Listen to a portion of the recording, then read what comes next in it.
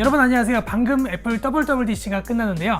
어떤 소식들이 있었는지 짧고 간단하게 전달을 좀 해드리려고 잠깐 카메라를 켰습니다. 먼저 애플워치 워치 페이스들이 새롭게 나왔고요. 워치 밴드도 새롭게 소개가 됐네요. 그리고 다양한 종류의 워치 앱스토어 앱들도 소개가 됐습니다. 네, 그리고 iOS 13이 나왔습니다.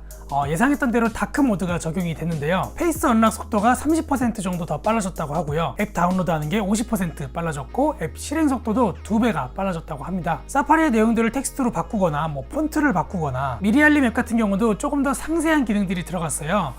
위치를 추가하거나 사람을 태그할 수도 있네요. 지도 앱도 업데이트가 됐네요. 새로운 맵에서는 조금 더 디테일이 살아있다고 합니다. 이렇게 3D 뷰 누르고 있으니까 앞으로 쭉 날아가는 걸 볼 수 있는데 우리나라에서는 아무래도 네이버 앱이 아직까지 짱일 것 같아요. 이번 OS에서도 마찬가지로 개인정보 보호에 많이 신경을 쓴 모습을 볼 수 있었습니다. 메시지 앱에서 이모지 캐릭터 이미지도 조금 더 다양해진 것 같아요.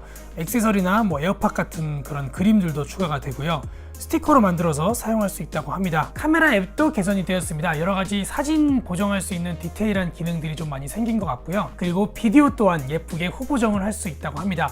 거꾸로 찍힌 비디오도 다시 돌릴 수도 있다고 하네요. 에어팟 같은 경우에는 독특하게 오디오 쉐어링 기능이 추가가 되었다고 합니다. 그리고 아이패드 OS가 나왔어요. 태블릿에 특화된 기능들로 해서 업그레이드가 된 듯 합니다. 새로운 구성의 홈스크린을 사용할 수 있고 보조창에서 추가로 멀티태스킹도 가능하고요. 다양한 여러가지 제스처 기능들이 추가가 된 듯 합니다. 그리고 아이패드에서 USB 드라이버가 지원이 됩니다. 바로 꽂아서 이제는 USB 내부의 파일들을 바로 확인할 수가 있게 되었어요. 또 세 손가락으로 문서를 카피해서 붙여넣고 또 실행 취소까지 가능하다고 합니다. 애플 펜슬 반응 속도도 조금 더 개선이 됐고요. 제스처도 조금 더 추가가 되었다고 합니다. 자, 그리고 맥 프로가 출시가 됐습니다.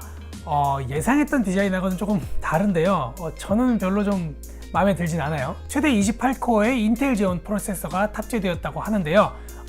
이런 사양보다는 제가 인상 깊었던 건 밑에 바퀴를 달 수 있다는 거.